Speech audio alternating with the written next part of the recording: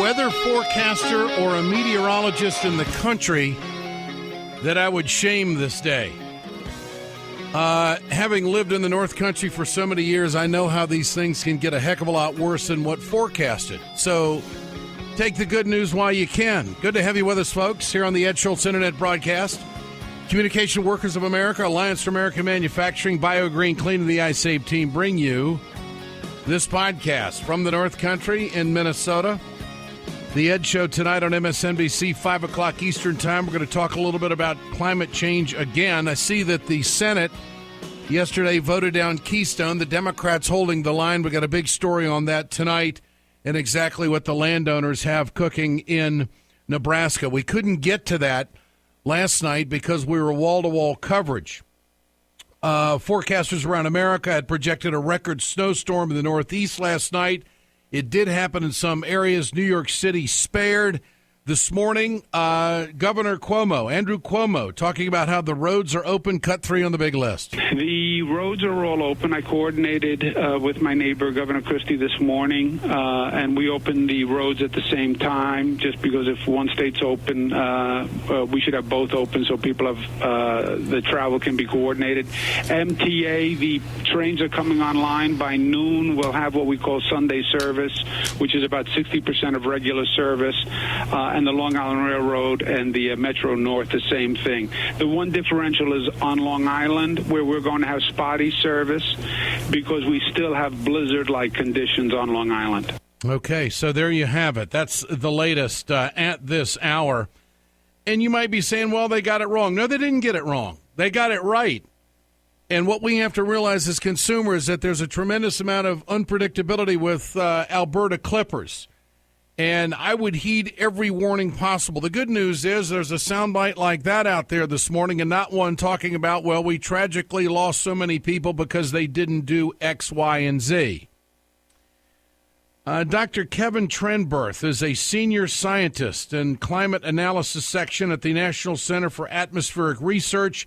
He joins us here on the Ed Schultz Internet broadcast. Doctor, good to have you with us.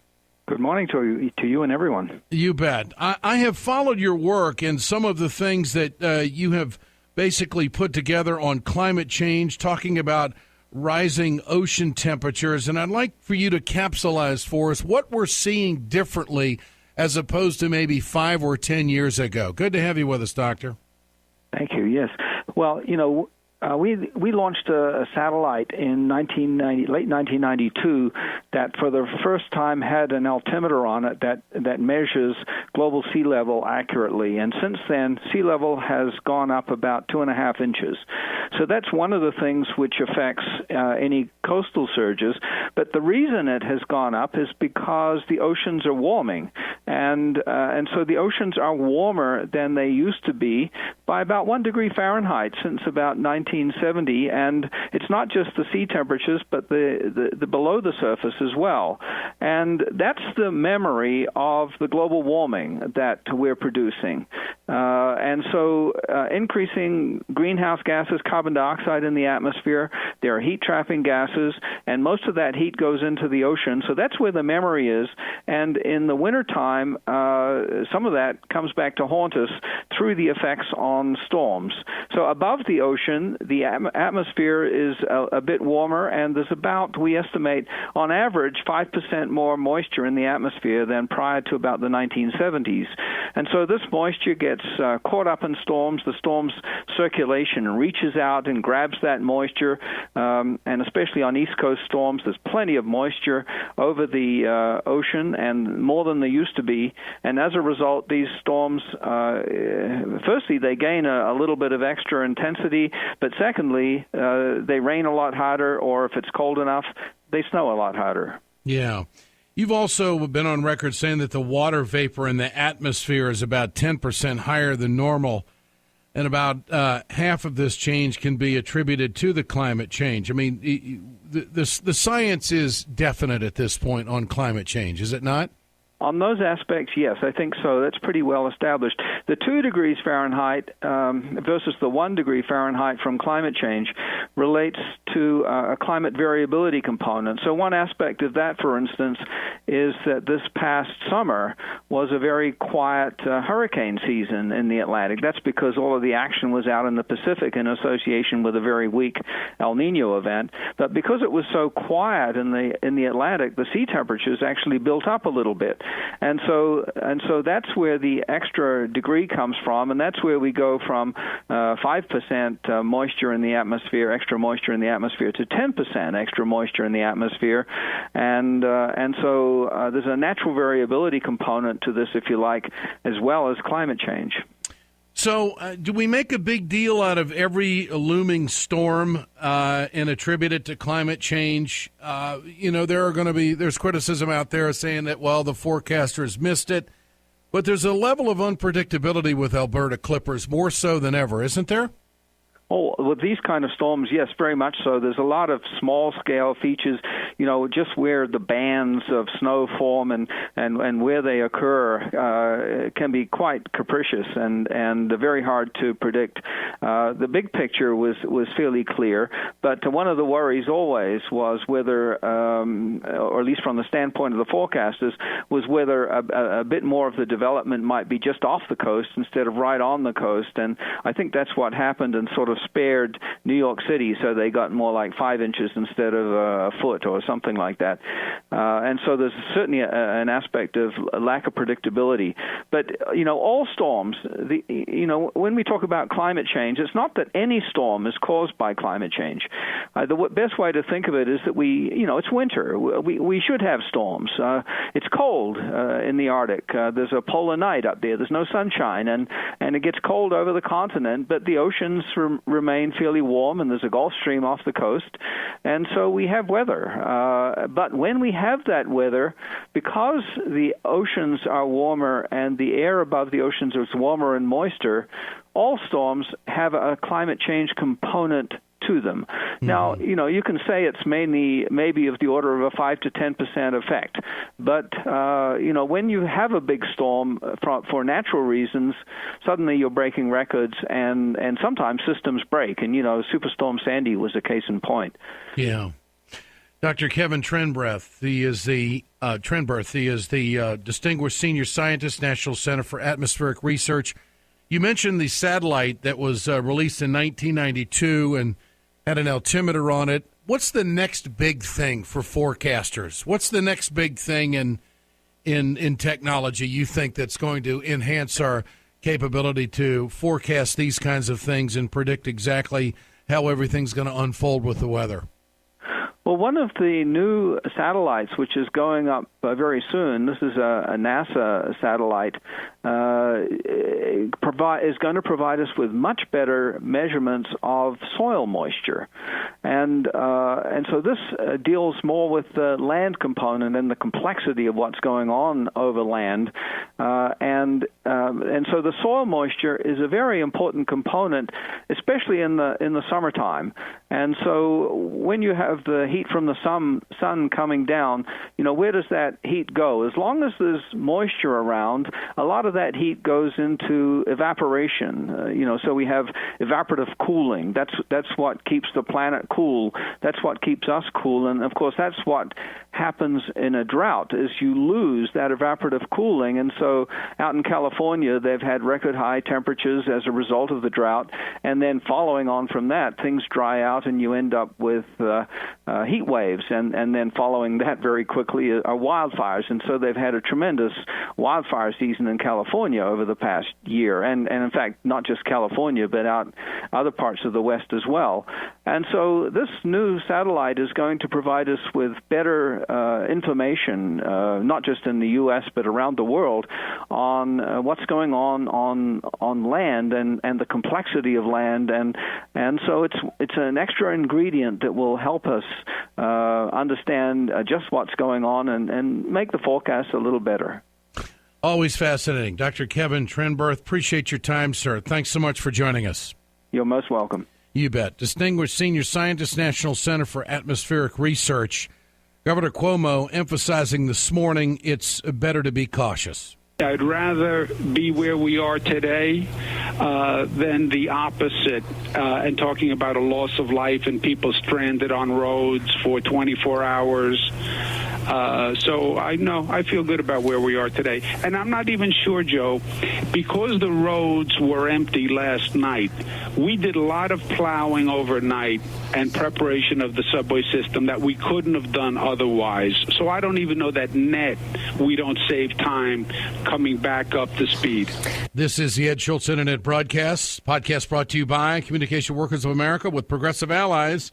CWA is building a mass movement to restore workers' rights, bargaining rights, and reclaim our democracy. They've got an excellent website filled with information, cwa-union.org. Now this. You know, it really doesn't matter what time of year it is. You got to clean stuff in the house, in the garage, just general cleaning. If you're going to use something, you might as well use the absolute best. I use BioGreen Clean, and I recommend it to everybody. You got a cleaning job to do? This is what you want to use. BioGreen Clean. It's from the earth. It's plant-derived. You can use it year-round on everything. The garage, the kitchen, bathroom, floor, rugs, walls, general cleaning. It does it. Pet stains, you name it. Listen to Candy. I was cleaning my oven. You normally have to take the shelves out, and they were really disgusting, just like the bottom of the oven was. And I normally would have to scrub them with steel wool and all sorts of stuff to get the stuff off. But I didn't have time, so I just put them in the sink, filled it up with water, and I put in some BioGreen Clean, and came back later and saw all this stuff floating in the water and realized that it had cleaned it all by itself, and all I had to do was take a rag and wipe it down. And I was like, oh, my God, this was the easiest thing. My oven looks like it's brand new again. That's how strong it is. And you know what? It's effective, and you wouldn't believe what it does to petroleum products like grease or oil or any kind of gas, and it leaves no odor. It's amazing. BioGreen Clean is from the earth. It's plant-derived. It's 100% American, 100% effective, and truly eco-friendly. 100% satisfaction guarantee to your money back. Order today. Go to my website at wegoted.com and order, or go to biogreenclean.com. That's BIOGREENCLEAN.com. They'll have a demonstration right there on the website. I'm showing you just how effective and how good it is. Order today. BioGreen Clean. It's time to continue our conversation about mechanical insulation. Mechanical insulation is for the piping systems in our nation's commercial and industrial facilities. Facility owners are burning up billions of dollars through the lack of mechanical insulation on these piping systems. One uninsulated steam valve will cost you 1 barrel of oil in heat loss per year. The average hospital has hundreds of these steam valves. The insulation on the valve pays for itself in less than a year. Adding the necessary insulation to the piping for a steam line is paid back in just 12 to 14 months. America, what are you thinking? We're wasting billions. Take the walk through your plant and look at the piping systems. Call the iSave team. Insulation saves America valuable energy, and this team of energy conservation specialists is shovel-ready to save you money. Visit iSaveTeam.org and call their toll-free number to have a specialist give your plant an energy audit. That's iSaveTeam.org. Subscribe to the Ed Schultz podcast today. Simply log on to iTunes, search for Ed Schultz, and click the subscribe button to have the show delivered to your preferred listening device daily, free of charge. Rate and review the podcast to tell us how we're doing. More details at wegoted.com. You can follow me on Twitter at WeGotEd and at Ed Show. Like us on Facebook. The Ed Show tonight, 5 o'clock Eastern, MSNBC. Everybody preparing for the storm, total wall-to-wall storm coverage last night. I found it very interesting on 60 Minutes on Sunday night, listening to Republican leadership. Folks, in case you're scoring at home, nothing's really changed. The lines of division are still very much there. The philosophical differences between the left and the right and the managing of our issues in this country haven't changed, and I don't think they will anytime soon. Negotiation turns out to be reported as capitulation. Who's ready to give what to make the country move forward on jobs or any other kind of issue?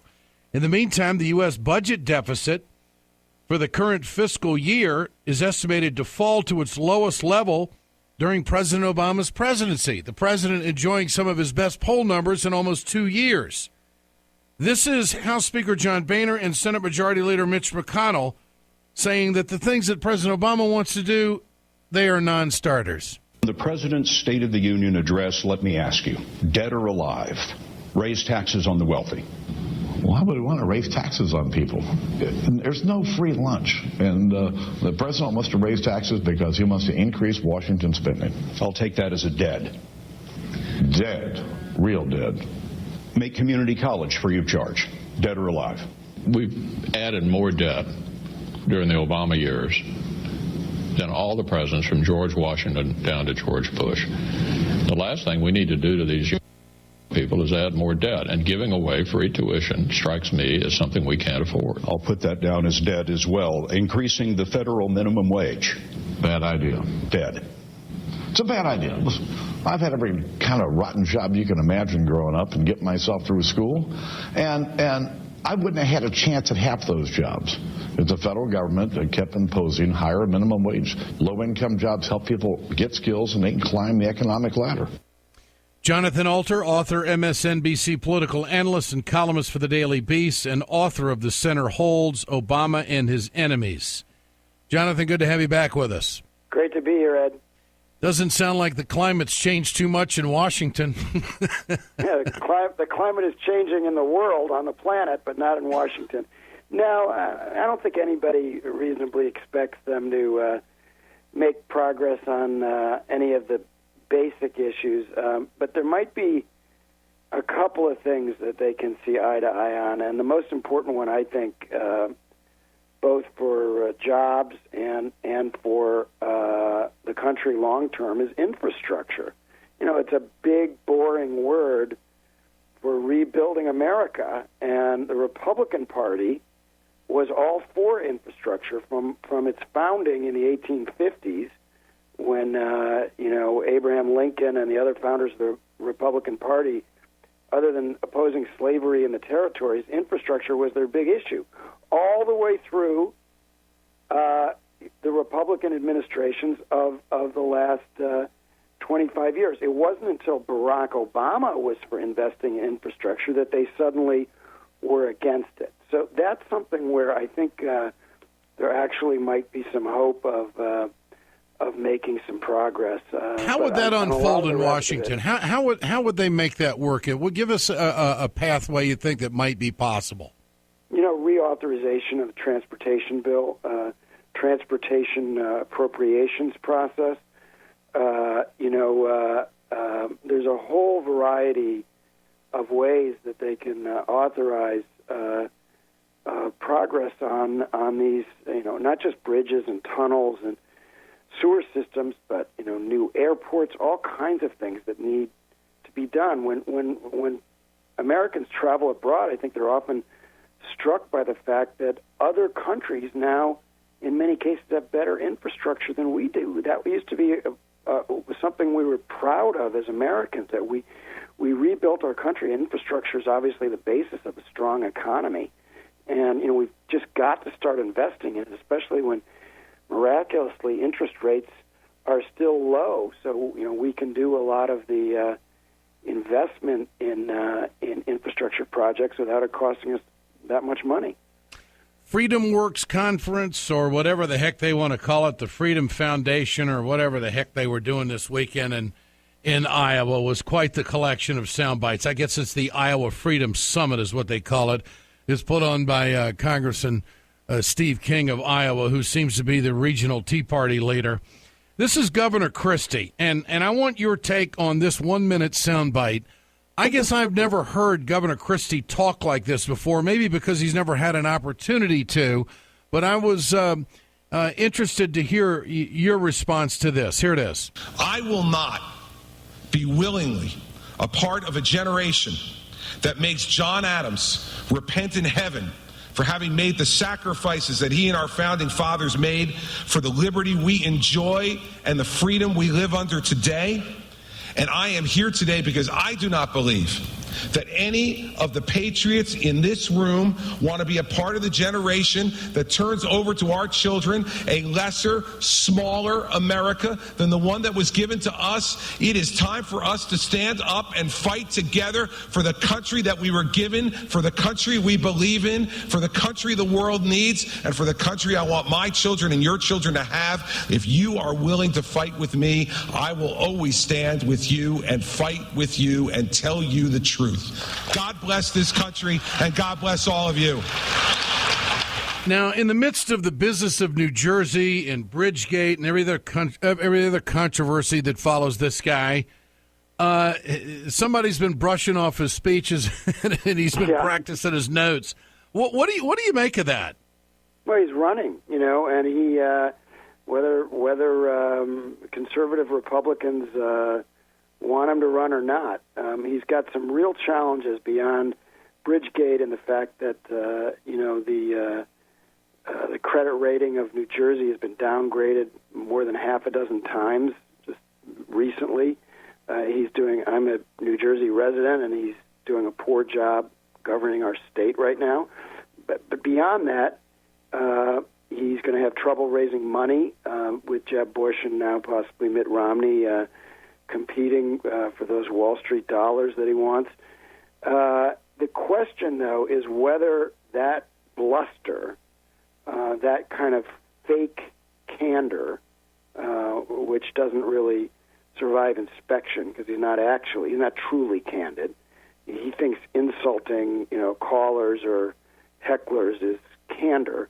The question is whether, though, that personal quality that he has that was very appealing at first in New Jersey and that, caused him to get elected and then easily reelected, whether that will play with, values voters in Iowa. So that clip that we just heard is his trying to, add some kind of Tea Party poetry. The Tea Party, goes back to colonial days, right? So he's trying to get right with the founders. He mentions John Adams.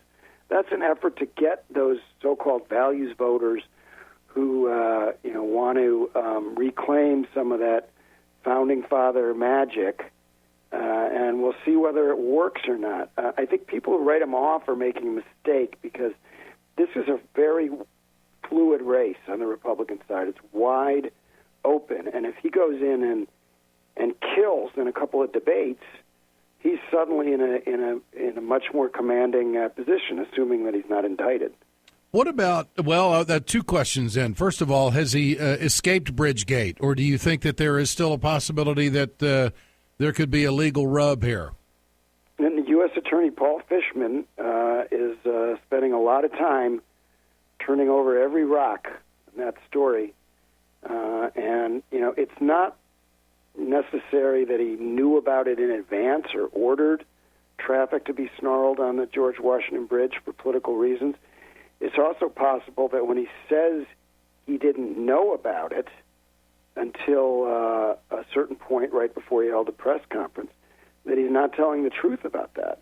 So there's a lot of different ways he could, get himself in trouble, and often perjury is what happens. I don't have any information that he's going to be indicted on those grounds or any other. It may be that he escapes entirely, but I don't think people should mistake the length of time that the prosecutor is taking for any kind of decision not to indict.